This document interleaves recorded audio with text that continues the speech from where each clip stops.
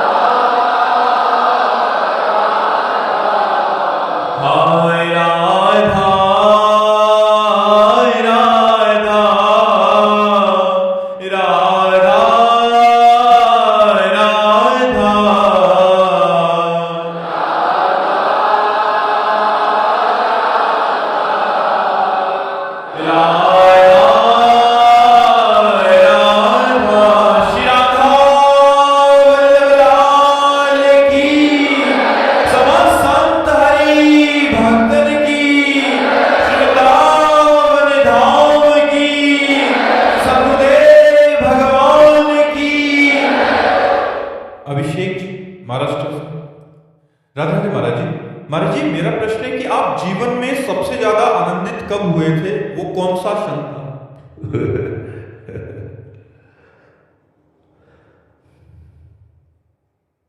अब मौन कर दिया आपने।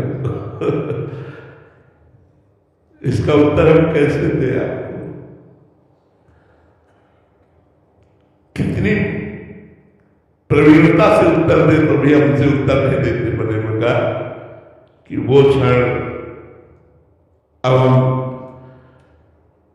बहुत गंभीरता से कहें कि हमारे जीवन का सबसे बड़ा वो क्षण था जिस दिन गुरु जी ने हमें स्वीकार किया। फिर जिस दिन गुरु जी की कृपा से इष्ट ने स्वीकार किया उससे, और फिर जिस दिन इष्ट की कृपा से उनकी लीला गुणों ने स्वीकार किया। अब हम क्या बताएं, एक से एक बढ़कर है। कैसे तुम्हें बताए? बस इतना समझ लो कि हमारे लिए परम मंगलमय दिन, परम आनंदमय दिन था जिस दिन सर्वप्रथम गुरु जी ने मुझे स्वीकार किया। फिर गुरु कृपा से जब इष्ट ने स्वीकार किया, फिर जब इष्ट ने अपने लीला गुण नाम का रसास्वादन दिया, ये सब आनंदमय है। उसके हम क्या व्याख्या करें, क्योंकि वाणी की सामर्थ्य नहीं कि हृदय की बात कह सके। हृदय में वाणी नहीं है, वाणी में हृदय नहीं है। वाणी में हृदय नहीं है कि वो खोल के वर्णन कर सके। तो मीरा जी कहती, जाने बोली छाती, वो केवल मेरा हृदय जानता है। और प्रतिपल यहाँ नवीन आनंद की वर्षा हो रही, प्रतिपल नवीन आनंद की वर्षा। और हम प्रारंभिक 3 शब्दों में कह सकते हैं कि पूज्य गुरुदेव भगवान की शरणागति और पूज्य गुरुदेव भगवान की कृपा से इष्ट की स्वीकृति, इष्ट की स्वीकृति से उनके नाम रूप लीला धाम का जो आसक्तिमय आनंद है वो प्रतिपल वर्धनशील है, वो प्रतिपल नवीन नवीन आनंद दे रहा है। अब हम कैसे उसका वर्णन करें? आचार्य डॉक्टर राजा शास्त्री गुजरात से। राधे राधे महाराज जी। महाराज जी, ईश्वर की भक्ति पूजा कड़क नियमों के साथ करनी चाहिए या सरलता पूर्वक करनी चाहिए? क्योंकि परमात्मा तो सब बंधन से मुक्त करने वाले हैं। वेद भी यही कहता है कि परमात्मा सरलता और प्रेम से मिलते हैं। नहीं, कड़क की भी जरूरत है। सरलता की केवल जरूरत नहीं है, सरलता दूसरों के साथ, कड़क अपने साथ। हम लोग उल्टा करते हैं, कड़क दूसरों से, सरलता अपने से। तो हमें कड़क की जरूरत है अपने ऊपर और सरलता की जरूरत है दूसरों के ऊपर। भक्त दूसरों के लिए सरल होता है, अपने लिए कठोर नियमों वाला होता है, अपने लिए कड़क होता है, जिससे हम विकारों से बचेंगे, जिससे हम क्षमावान बनेंगे, जिससे हम उदार बनेंगे, जिससे हम भगवत प्रेमी बनेंगे। अपने लिए कड़क कठोर और दूसरों के लिए क्षमावान। और यहाँ सब उल्टा चलता है, अपने लिए क्षमावान, दूसरों के लिए कठोर। दूसरों की छोटी गलती भी समाज में हम उसकी बेइज्जती कर देंगे, अपनी बहुत बड़ा अपराध, बहुत बड़ी गलती उसे मानेंगे ही नहीं कि हमसे गलती हुई है। ऐसी सरलता नहीं अपनानी चाहिए। सरलता दूसरों के लिए और कठोरता अपने लिए। संत अपने लिए कठोर होता है, दूसरों के लिए सरल होता है। अपने नियमों के पालन करने में वो प्राणपण से सुदृढ़ होता है, लेकिन दूसरे से नियम त्रुटि हो जाए तो क्षमा करके भी उसे वही फल प्रदान करता है जो नियम का फल प्राप्त होता है। बड़ी से बड़ी गलती को क्षमा कर देते हैं। ये उनकी उदारता, सरलता दूसरों पर, लेकिन कठोरता अपने पर। जो नियम लिया उसे कठोरता पूर्वक निर्वाह करना, ये हमारा संयम होगा। लेकिन दूसरे के प्रति सरल और क्षमावान बनना, ये हमारा परम भक्ति का स्वरूप होगा। समझ पा रहे हैं आप? दोनों की जरूरत है। राधे राधे महाराज जी। महाराज जी, मुझसे व्यभिचार और अन्य अपराध बने हैं महाराज जी। अंत में धोखा मिला, अब दलदल में फंस गई हूँ महाराज जी, निकलना चाहती हूँ महाराज जी। पाप बन गया है और स्वस्थ होके फिर से देखो, जिस दिन से जग जाओ, उस दिन से जग जाओ। आप तो बहादुर हैं जो सभा में अपनी बात करें। आपने भगवान के चरणों का आश्रय नहीं लिया, इसलिए आपने मन की बात को क्रिया में उतार दिया। क्रिया से व्यभिचार में हो। अब व्यभिचार ये स्वाभाविक है, क्योंकि जब तक हम भगवान की शरण में होकर भजन नहीं करेंगे तब तक हमारी बुद्धि व्यभिचारिणी तो रहेगी, अब व्यभिचारिणी थोड़ी हो जाएगी। तो हमें क्या करना है? जिस दिन से जगे उस दिन से जगे। आपको आज ज्ञान हुआ कि आपसे गलती हो गई, तो अवलो नसानी अवनाश, आज तक क्या नहीं करो। और नाम जब करो तो नाम संकीर्तनम यस्य सर्व पाप प्रणाशम, सारे पाप नष्ट हो जाएंगे। चिंता मत करो। दौड़ने वाला ही गिरता है और गिरने वाला फिर चलने योग्य हो जाता है। तुम चिंता मत करो। आगे से कोई पाप मत करना, आगे से बेविचार मत करना, नाम जप करना, सब ठीक हो जाएगा, बिल्कुल ठीक हो जाएगा। आप बिल्कुल निश्चिंत रहिए। किसी भी तरह आप अपने मन को डिप्रेशन में मत लाइए। खूब प्रसन्न रहिए और भगवान पर भरोसा कीजिए, नाम जप कीजिए। हाँ, कोशिश कीजिए गलती ना हो जाए। फिर गलती हो जाए तो फिर कमर कसिए, फिर भगवान के मार्ग में चलिए। ये ऐसा मार्ग नहीं है कि गलती ना हो, सबसे गलती होती है।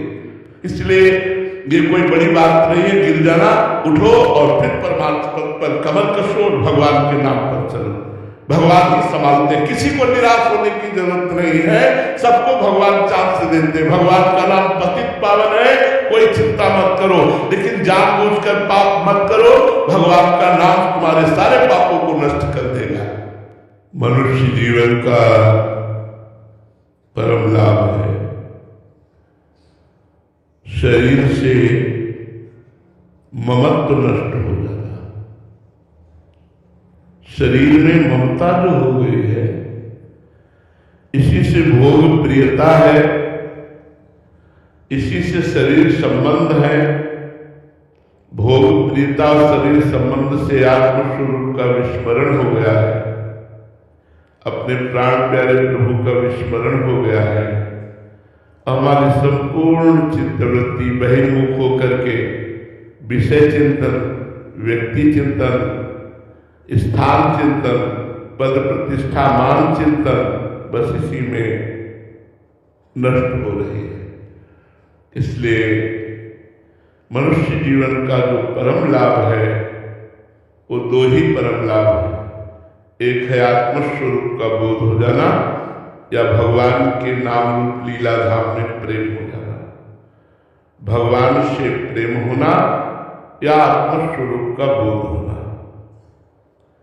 दोनों के लिए शास्त्र आज्ञा करता है, सर्वतो मनुष्यो असंगमादौ संगम च साधुषु दया मैत्री प्रशयं च भूतेष्वद्धा यथोचितम्। सब जगह से मन असंग हो जाए। साधना का फल क्या है? अब सब जगह को हम बहिर्मुख होकर न देखें, थोड़ा अंतर्मुख होकर देखें।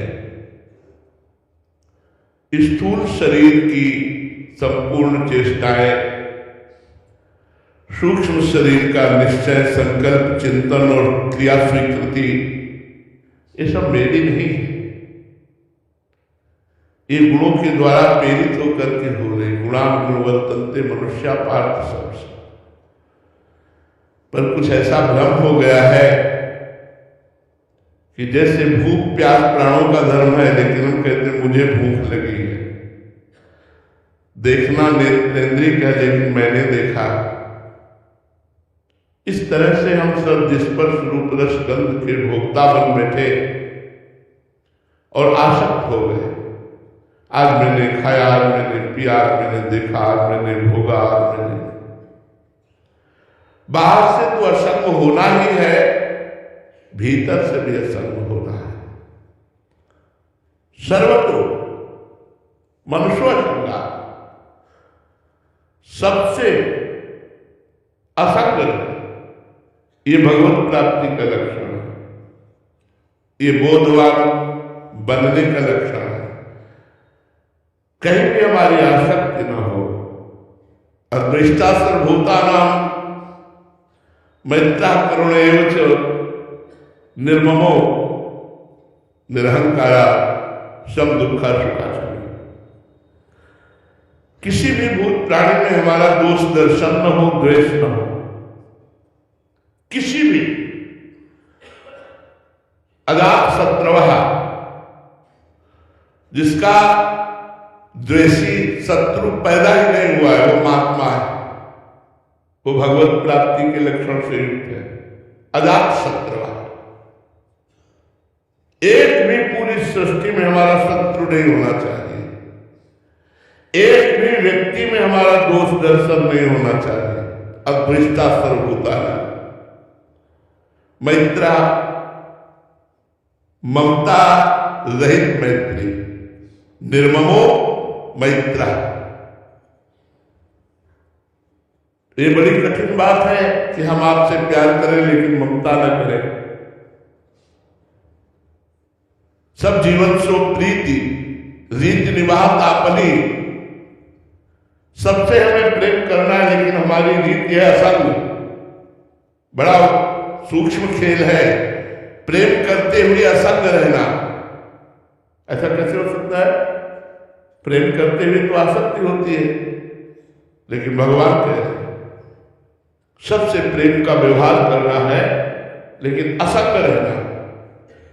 ऐसा कैसे हो सकता है? जब हम सब में भगवत स्वरूप को देखेंगे, सबको ब्रह्म स्वरूप देखेंगे, तब जब हम सब में ब्रह्म स्वरूप का दर्शन करेंगे तो सबको व्यवहार में प्रेम परोसते हुए भी हम निर्मम रहेंगे।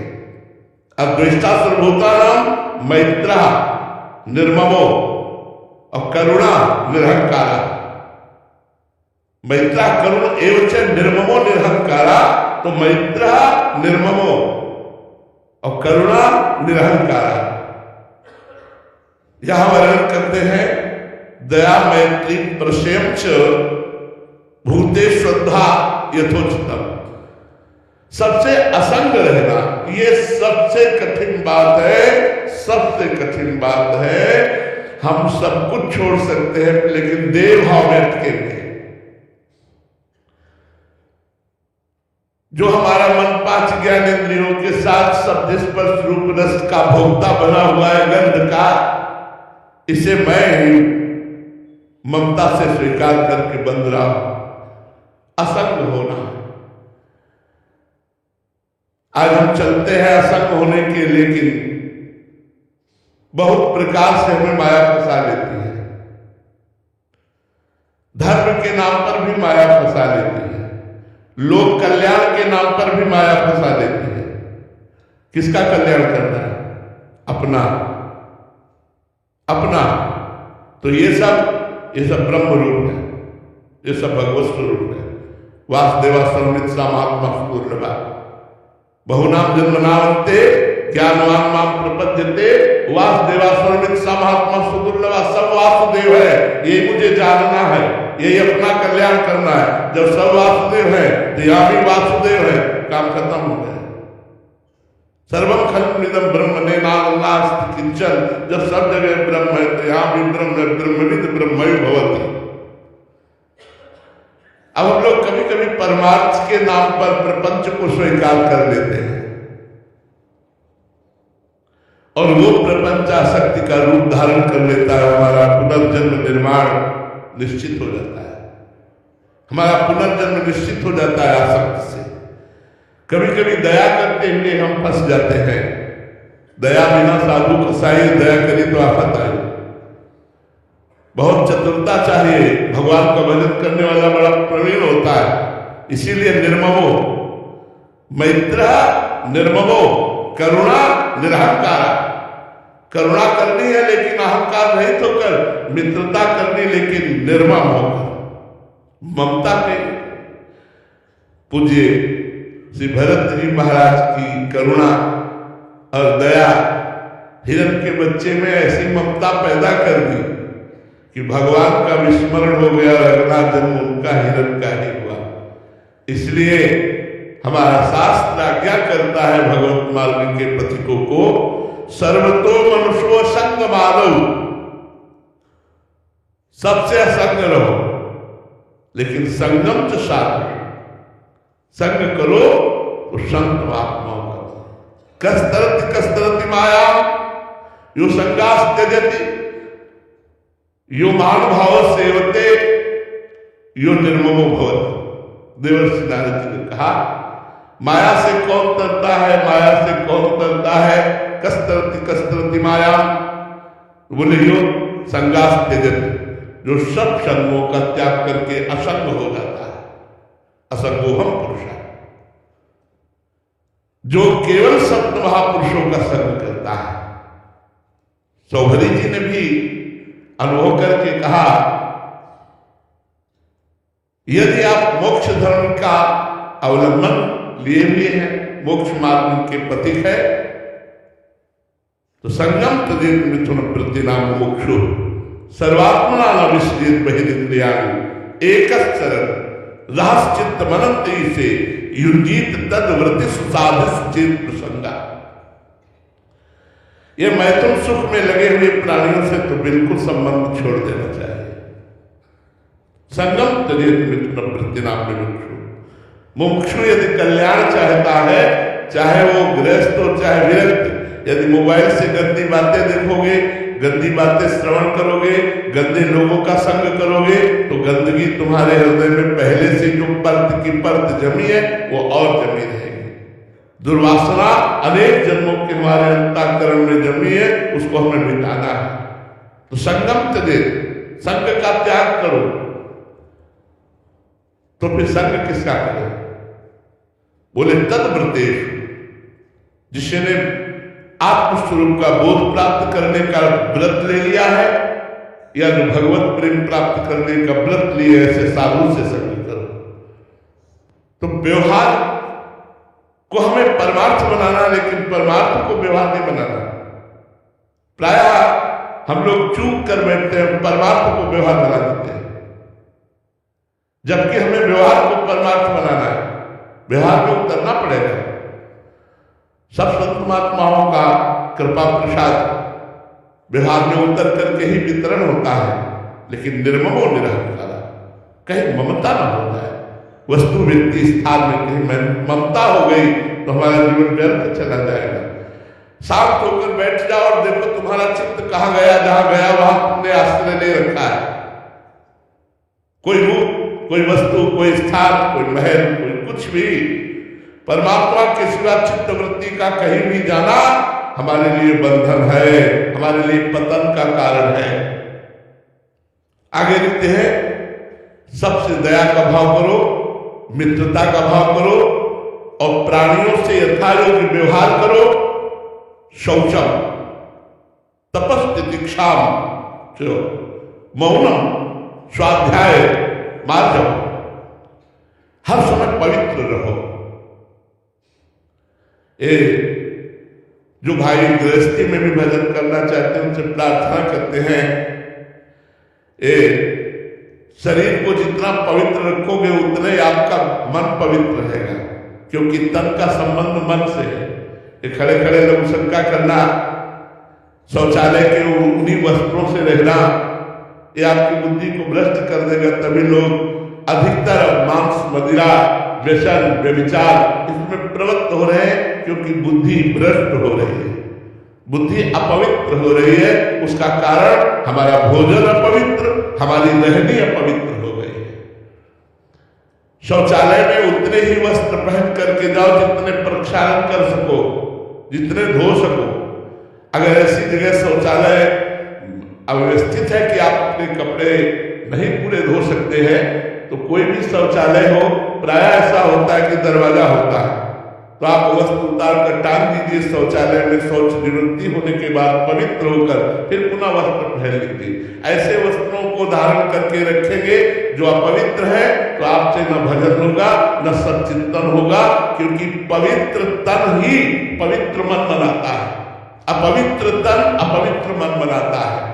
भोजन शुद्ध रखो और शरीर को शुद्ध रखो। आप अपने शरीर को असंग रखिए। आप देखिए आप में कैसी ऊर्जा आती है, आप में कैसी शक्ति आती है। ये जो हम जो मनाया सो देख रहे, जो मनाया सो खा रहे, जो मनाया सो बोल रहे, जैसे मनाया वैसे चल रहे, हम अपनी आध्यात्मिक शक्ति को खो रहे हैं। पवित्रता का निर्वाह कीजिए, थोड़ी ही रज लगाइए, रज जरूर रखिए, रज का जरूर, मिट्टी का जरूर सेवन कीजिए। साबुन से हाथ धो लीजिए, फिर रज ले लीजिए, थोड़ी ही लगाइए। ये नहीं कि ढेर सारे लगाओ कि आपका बाथरूम जाम हो जाए। आप थोड़ी ही रज लगाइए, पर रज का जरूर सेवन कीजिए। जल, रज से, मिट्टी से बाह्य पवित्रता और कपट, छल और भोगों के राग का त्याग करने से आंतरिक पवित्रता। बड़ा पवित्र भोजन हो रहा है। जो बाजारों से भोजन खरीद करके पाया जाता है वो हमारे भजन के लिए बहुत हानिकारक है। वैसे विरक्त के लिए भिक्षान्नम औषधम, भिक्षा रूपी अन्न मिल जाए तो क्या कहना है। अगर भिक्षा का न मिले तो कम से कम सत्य धर्म की कमाई करने वाले गृहस्थ से मिले। अगर असत की कमाई है तो आपकी बुद्धि को वो असत मार्ग में ही घसीटेगी। पूज्यपाद सूर्या महाराज एक बार मंडली से विचरण कर रहे थे, तो एक धनी पुरुष ने निमंत्रण दिया, प्रसाद पाया, रात्रि में वहीं रुके। सुबह सब अपने विरक्त धर्म से जो ब्रह्मचर्य का नियम लिए हुए थे, एक दूसरे से बोलने लगे, आज हमारा ब्रह्मचर्य खंडित हो गया। वो बोले हमारा खंडित हो गया। पूज्यपाद बाबा ने बुलाया उसको जिसने पवाया था, उससे पूछा क्यों रे, क्या भाव करके पवाया। बोले संतान नहीं थी, तो संतान उत्पत्ति की कामना से, काम भाव से पीड़ित होकर के हम लोगों ने भोजन बनाया, उसी का प्रभाव। बाबा ने बहुत सावधान किया अपने संतों को कि किसी के द्वारा निमंत्रण दिए हुए पर जब तक जानकारी न हो जाए तब तक भोजन न करें। विरक्त धर्म का निर्वाह करना बहुत कठिन है। या तो भिक्षाटन के द्वारा पाए और या तो समझ बूझ के पाए कि आप क्या करते हैं, आपका धर्म की कमाई है कि नहीं। इसलिए हमको ध्यान रखना है हमारे पवित्रता बरकरार रहे, अंदर की और बाहर की। शौचम और तपस्या का स्वरूप है अपने धर्म में चलने पर जो कठिनाई प्राप्त होती है उसको सहन करना। जैसे हमें काम सताता है, काम की वृत्ति अंदर आती है, प्रतिकूल अवस्था पे क्रोध आ जाता है, अनुकूल अवस्था पे लोभ आ जाता है, कहीं मोह भी आ जाता है, कभी अहंकार भी आ जाता है। हम इनके वेगों को अंदर सहे, ये तपस्या है। तपस्या का केवल इतना अर्थ नहीं कि आप जल में खड़े हो गए, आप एक पैर के बल खड़े हो गए, या आप धूप में तप रहे, इसी को केवल तपस्या नहीं कहते। तो बाह्य तपस्या है, पार्थिव तपस्या है। लेकिन सूक्ष्म तपस्या है कि हृदय के आए हुए वेगों को सह जाना, काम के वेग को, भूख के वेग को, क्रोध के वेग को, लोभ के, यम ही न व्यथन्ते पुरुषम पुरुषर्षव सम सुखा दुखा धीरम स्वमृतत्वाय कल्पते। जो अंदर व्यथा आई, वेग, और उसको सह गया, सुख दुख को समान भाव में सहने वाला महापुरुष अमृत पद का अधिकारी होता है। इसलिए तप तितिक्षा, साधु का सबसे बड़ा गुण तितिक्षा है। सहनशील, आशय, उदार, धीरज सहित विवेकी। जो सहनशील है वही महात्मा है। चाहे कितना कोई अपमान करे, निंदा करे, सर्दी गर्मी, हर वेग को जो सह गया वही महात्मा है। सहाय सो साधु। शौचम तपस्तितिक्षाम च मौनम। अब मौन, एक तो वाणी का मौन होता है, बड़ा सहायक है भजन में, लेकिन प्रपंच वाला मौन नहीं। मौन का मतलब होता है विचार पूर्वक बोलना, मन का निसंकल्प हो जाना। आवश्यक बात है बोल दो, अमुक कार्य ऐसा करो, और अपने भजन में लग गए। अब समझाने में ही हमारा 10 मिनट खराब हो गया, तमोगुण आ गया हमारे अंदर, गुस्सा आ गया, वो मौन नहीं जरूरी है। मौन का मतलब विचार पूर्वक उत्तर देना, विचार पूर्वक बोलना। आवश्यक है तो बोलिए, नहीं तो वाणी को मौन रखिए। और सच्चा मौन है मन का निसंकल्प हो जाना, मन के संकल्प विकल्प का नाश हो जाना। स्वाध्याय मार्ग बहुत त्रुटि होती जा रही है समाज में। मोबाइल जब से चला तो शास्त्र स्वाध्याय बंद हो गया। लोग इतना मनोरंजन में लग गए कि हमारे शास्त्रों का स्वाध्याय ही नहीं करते हैं, और जिनकी कुछ रुचि है वो सीरियल में भटक गए। इतने सीरियल चल गए, इतने। आप शास्त्र स्वाध्याय करेंगे तो आपका अंतःकरण पवित्र होगा, आपकी बुद्धि पवित्र होगी और भगवान में रति होगी। सीरियल देखने से भगवान में रति नहीं होगी, अंतःकरण पवित्र नहीं होगा, शास्त्र स्वाध्याय करने से होगा। आप सद्ग्रंथों का स्वाध्याय कीजिए। अगर स्वाध्याय नहीं है जीवन में तो फिर सत्संग का भी लाभ आप नहीं ले सकते। इसलिए शास्त्र स्वाध्याय अत्यंत आवश्यक है। वेदो नित्य मधीयता, आदि गुरु भगवान ने कहा वेदो नित्य मधीयता, वेदों का नित्य स्वाध्याय करना चाहिए। तो चलो हम वेद तक नहीं पहुंच पाते तो गीता प्रश्य बहुत छोटी छोटी, उसमें वेद के सार भाग संत महात्माओं की वाणी, जैसे पूज्य राधा बाबा, पूज्य भाई जी महाराज, पूज्य श्री जयदयाल गोयनका जी, पूज्य श्री स्वामी राम सुखदास जी, बड़े बड़े महापुरुषों के अनुभव और गीता जी के छोटे छोटे सूत्र निकाल करके हमें स्वाध्याय करना चाहिए। हमारा शास्त्र आज्ञा करता है स्वाध्याय अवश्य होना चाहिए जीवन में। किसी एक ग्रंथ का नियम ले लो, नियम बनाकर स्वाध्याय करो, चाहे श्रीमद् भागवत, रामचरितमानस, भगवत गीता जी या मनुस्मृति, कोई भी स्मृतियां बड़ी बड़ी हैं जिनको हम अपने जीवन में स्वाध्याय में उतारे। देखो कलयुग उनके लिए है जो कलयुग के कृत्यों में है, जो भगवान में उनके लिए कलयुग नहीं, हम सब सतयुग रहता है। जो भगवान में कहा यहाँ कलयुग है बताओ?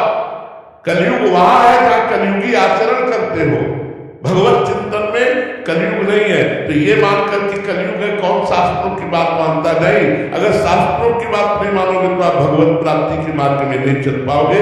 इसलिए कहे स्वाध्याय मार्जवम, सरलता होनी चाहिए। संत सरल चित जगत हित जान स्वभाव सने। संतों का कैसा स्वभाव होता है? नाक में गुस्सा नहीं, सरलता, बड़े विनम्र। जब बात करें तो हंस करके बड़े विनम्रता से बात करें, ये हमारी साधुता। मार्जव माने सरलता, आपका स्वभाव सरल होना। सरलता किसे कहते हैं? जिसकी वाणी मन और चेष्टा एक हो उसे सरल कहते हैं। जिसके मन में कुछ और, वाणी में कुछ और, चेष्टा में कुछ और, उसे कपट कहते हैं। मन, वाणी और चेष्टा, क्रिया तीनों एक, उसे सरल कहते हैं। सरल स्वभाव न मन को खिलाई।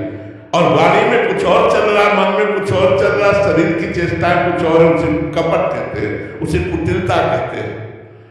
ब्रह्मचर्य महिंसा च, अगर भगवत मार्ग में चलना है तो ब्रह्मचर्य के पालन की चेष्टा करनी होगी।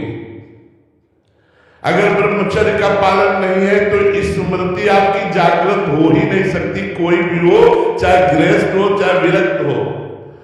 स्मृति का जागरण ब्रह्मचर्य से ही होता है। यथा सामर्थ्य ब्रह्मचर्य, गृहस्थ विरक्त में सर्व सामर्थ्य नैष्ठिक ब्रह्मचर्य के द्वारा या यथा योग्य ब्रह्मचर्य के द्वारा, यथा समय जैसा गृहस्थी में तो यथा समय के द्वारा, पर ब्रह्मचर्य को धारण करना अनिवार्य है। आज इसकी बहुत ही वृत्ति बिगड़ गई है। छोटे छोटे बच्चों से लेकर बड़े तक इसके शिकार होते चले जा रहे हैं, जो ब्रह्मचर्य का त्याग करके मनमानी आचरण कर रहे हैं। ब्रह्मचर्य के त्याग को सुख समझा जा रहा है, जबकि ब्रह्मचर्य के रोकने में सुख है। जिस वीर शक्ति का त्याग करने में आप सुख का अनुभव कर रहे हो, उस वीर शक्ति को रोक कर देखिए आपके अंदर कितनी स्फूर्ति, कितनी स्मृति, कितनी बुद्धिमत्ता, कितनी गंभीरता, कितनी सहजता, सरलता, ये सब सद्गुण ब्रह्मचर्य प्रकाशित कर देगा। लेकिन बहुत से ऐसे कलयुगी दोष बन गए हैं कि वो एक दूसरे में संक्रामक फैलते जा रहे हैं। इसलिए सबसे प्रार्थना है, चाहे गृहस्थ हो चाहे विरक्त, ब्रह्मचर्य पर ध्यान दीजिए। गृहस्थ है तो यथा समय ब्रह्मचर्य का यथा अनुष्ठान करे, जो विरक्त है आजीवन ब्रह्मचर्य का अनुष्ठान करे। अहिंसा से, वाणी से, शरीर से और मन से हम किसी को दुख न पहुंचाए, किसी की हिंसा न करें। हम वाणी से कठोर न बोले, शरीर से कोई हिंसात्मक चेष्टा न करे, नेत्र बहुत संभाल करके रास्ते में देख के चले, कहीं कोई चीता भी ना मर जाए, हमें ऐसी सावधानी से चलना है। पर बड़ी समस्या है, अब कार से चलो तो कैसे चलो? मानो नंगे पैर चल रहे हैं तब तो हम बचा सकते हैं चीता, लेकिन कार में बैठे चल रहे हैं तो कैसे बचाएंगे? गाड़ी में जाए, स्कूटी में जा रहे हैं तो कैसे बचाएंगे? चीता आएगा तो स्कूटी उठा के थोड़ी चलेगी। और जड़ भरत जी ने ऐसा ही किया, डोली तभी तो उठ गई थी जब उनको चीते की लाइन दिखाई दी, तो उसका बैलेंस बिगड़ गया डोली। उसे चाहिए शरीर से, मन से, वाणी से किसी की हिंसा न हो, किसी को दुख न पहुंचे, तो हम भगवत प्राप्ति के योग्य हो जाएंगे। सबसे असंग रहे, मैत्री का व्यवहार करते हुए निर्मम रहे, दया का व्यवहार करते हुए अहंकार रहित रहे, सहनशील बने और विकारों के त्याग के लिए कमर कसे रहे, कोई गंदा आचरण न हो, पवित्रता का निर्वाह करे, तो भगवत मार्ग में हम आगे बढ़ सकते हैं। प्रोफेसर डॉक्टर आरती जी, राधे राधे महाराज जी। महाराज जी, सच्चिदानंद तक पहुंचने की सबसे बड़ी बाधा क्या है? अहंता और ममता। एक अहंता ममता ये जग में है दुखदाई, और ये जब श्री जी की ओर लगे तो हो परम सुखदाई। तात मात सुत दार देह में मत अवधे मत मंदा, हित किशोर को है चकोर तुलक वृंदावन चंदा। एक अहंकार और मम, अहम और मम, ये जो जगत में लग गया है, शरीर में लग गया है, यही सच्चिदानंद की प्राप्ति की सबसे बड़ी बाधा है। ये अहम और मम यदि प्रभु में लग जाए, मिट जाए, तो हमारी बात बन जाए।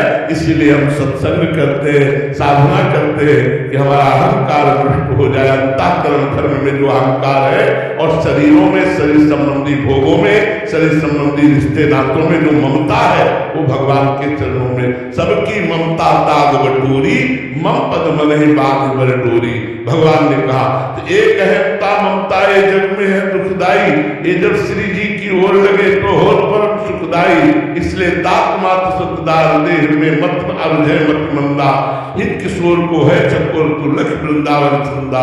गुरु की शरण में आकर उनके द्वारा बताई हुई उपासना पद्धति से साधना करो और नाम जप करो और गुरु के चरणों का आश्रय रखो, तो अहंता ममता प्रभु में लग जाएगी। इसी से सच्चिदानंद की प्राप्ति हो जाएगी। सच्चिदानंद की प्राप्ति में सबसे बड़ी बाधा अहम और मम है। सुंदरम कुमार जी बिहार से। राधा वल्लभ शेरविच महाराज जी, आपके चरणों में कोटि कोटि प्रणाम।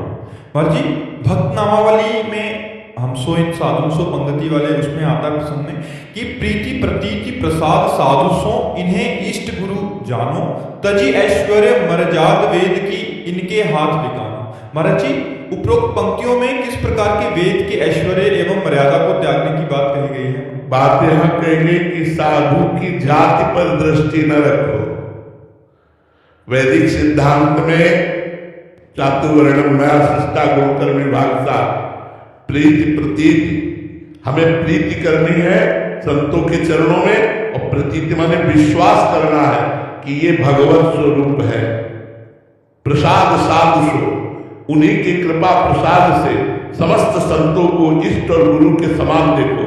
भगवान श्री राम जी ने सात्विक भक्ति में कहा है सातों सब मुहिमें जग देखा मोते अधिक संत कर लेखा। अब जो वेद की बात कही तो वैदिक सिद्धांत को यहां लागू मत करो कि किस कुल से प्रकट हुए हैं, ऐसा तद अभिमान, अभिमान का त्याग करना होगा, मान का त्याग करना होगा और सब संतों की चरण रज की आकांक्षा करनी पड़ेगी। ये भाव अगर आ गया, साधु की जाति पर चला गया तो सबसे बड़ी हानि हो जाएगी, सबसे बड़ी हानि अपराध बन जाएगा, आपके पुण्य नष्ट हो जाएंगे। अगर आप ये देखते साधु की जाति में भाव रखते हैं तो आपका पतन हो जाएगा। वो चाहे कोई भी अहोवत पुत्रो गरियान यज्ञागे वर्तते नाम तुभ्यम, यदि वो भगवान की भक्ति में है तो कोटि कोटि विप्रों से भी बढ़कर वो नमस्कार योग्य है, वो प्रणाम है, वंदनीय है। इसलिए कभी किसी भक्त पर जाति पक्ष न देखे कि ये किस जाति के हैं, इसलिए वहां मना किया गया। प्रीति प्रतीति प्रसाद साधुसो इन्हें इष्ट गुरु मानो तजी ऐश्वर्य मर्याद वेद की इनके हाथ बिकानो, बिकानो इनके हो जाओ, संतों पे हो जाओ, बात बन जाएगी। साधु संग लग जा, तुम्हारा जीवन पार हो जाएगा, आनंद मगन हो जाओगे। इनसे अभिमान मत करो, जात अभिमान मत कीजिए। राघव जी, राधे महाराज जी, महाराज जी माया इतनी प्रबल क्यों है कि सत्संग सुनते हैं तो वैराग्य आता है पर बाहर निकलते ही संसार फिर से सत्य लगने लग जाता है। बाहर निकलो मती, बाहर निकलो मती, सत्संग में रहो। अब यहां से उठो और नाम जप करते चलो। एक पहरेदार रख लो जो तुम्हारे पास माया नहीं आने देगा। अगर आप पहरेदार का परिचय जानते ना हो तो सुन लो, नाम पाहरू दिवस निसी, समझ रहे हो? रात दिन एक पहरेदार रख लो जिसका पहरेदार नाम है, उसका बात बात कभी कोई नहीं कर सकता। यदि हर समय राम राम कृष्ण कृष्ण शिव शिव हरि हरि राधा राधा चल रहा है, पक्का पक्का जात नाम भव भेसर हरम घोर त्रैसूर, जिनका नाम इस भव रोग की अचूक औषधि है, दैहिक दैविक भौतिक तीनों तापों को मिटा देता है। नाम जब करो माया है ही नहीं। अगर नाम जब करते हुए कोई पापाचरण भी हो रहा तो भस्म हो जाएगा, आगे से पाप प्रवृत्ति नहीं रहेगी। नाम को पकड़ लो, नाम को मत छोड़ो। नाम ऐसा पहरेदार है जिससे काल भी थर आता है। समुद्र जी आए शरण ते डरत ना काल डर, दियो दाम तिन भय द्वंद दुख सब घटे, नित नित नव नव प्रेम कर्म बंधन कटे। नाम की शरण में हो जाओ, देख लो आनंद ही आनंद। अब क्या यार पैसा लगता है, राधा राधा राधा राधा राधा, और आप रट के देख लो जितने संत महात्मा आज तक बचे हैं या बच रहे हैं या बचेंगे, वो सब नाम प्रभाव थे। जो मंत्र जापक है, नाम जापक है, वही बच रहे हैं। जो मंत्र जापक नाम जापक नहीं, मनमानी आचरणों में फंस रहे हैं। पक्की बात ना पहरेदार रख लो, नाम बाहर दिवस से दरवाजा बंद रखो, गलत हवा आने न दो। ध्यान तुम्हार कपाट, भगवान का ध्यान करो, भगवान का नाम जप करो। राधा वल्लभ लाल को हृदय ध्यान रखना, मंगल हो जाएगा भैया। माया कोई चीज नहीं, माँ माने नहीं या माने जो है नहीं भासती है, उसका नाम माया। जो है नहीं भासती है, उसका नाम माया। तो आप लोग का भ्रम हो गया रस्ती में। कोई माया नहीं, केवल ब्रह्म ही ब्रह्म है। नासतो विद्यते भावना भाव विद्यते सता, वो सत्य विराजमान है। यही भ्रम हमारे अंदर बैठ गया है। नाम जप करो, जास कृपा सब भ्रम मिट जाएगी, गिरजास तो कृपा रघुराई। नाम जप करो, नाम से आनंद की प्राप्ति हो। प्रदीप कुमार जी, राधा महाराज जी, महाराज जी मृत्यु तो परम सत्य है, परंतु इस बात मृत्यु है ही नहीं यार, मृत्यु को क्या सत्य मृत्यु सत्य है, परमात्मा सत्य है, मृत्यु सत्य है। न जन्म सत्य है, न मृत्यु सत्य है। काहे व्यर्थ की असत्य भाषा को सत्य कर रहे हो? असल यही तो हमारा भ्रम बैठ गया है।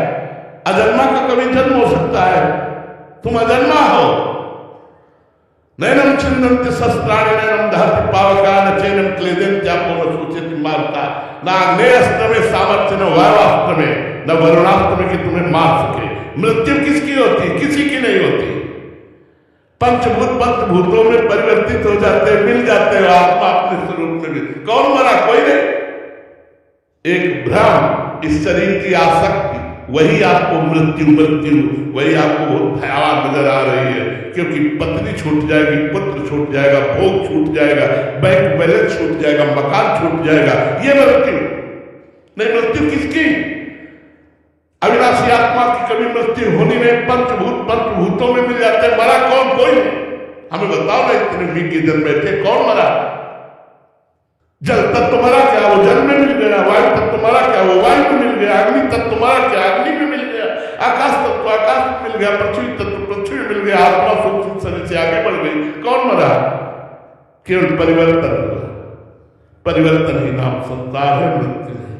मृत्यु सत्य नहीं। क्या कहना चाहते हैं? महाराज जी, भगवत प्राप्ति ना हुई तो मृत्यु के समय नाम स्मरण ना हुआ तो महाराज जी। हाँ, ये तुम्हारा प्रश्न बहुत सम्माननीय है। यदि हम जीवन भर नाम जप करते हैं तो अंतिम समय जब हमारी बेसुध अवस्था या मूर्छावस्था होती है तो मेरा इष्ट स्मरण बनता है। मेरे भगवान की जिम्मेवारी उस समय होती है कि उस समय हमारे हृदय में स्मरण देते हैं। किसी संत को भेजने के बाद या स्वयं स्मृति बनकर बैठ जाएंगे। नामे भक्ता प्रणश्यति, मेरे भक्त का नाश नहीं होता। यदि जीवन भर भजन किया है तो अंतिम समय भगवान स्मरण बन जाएंगे। अंतिम समय स्वयं करुणा करके भगवान आएंगे या कोई संत भगवान आएगा, आपका कल्याण हो जाएगा। पक्का पक्का पक्का, इसमें कोई संशय नहीं। श्री राधा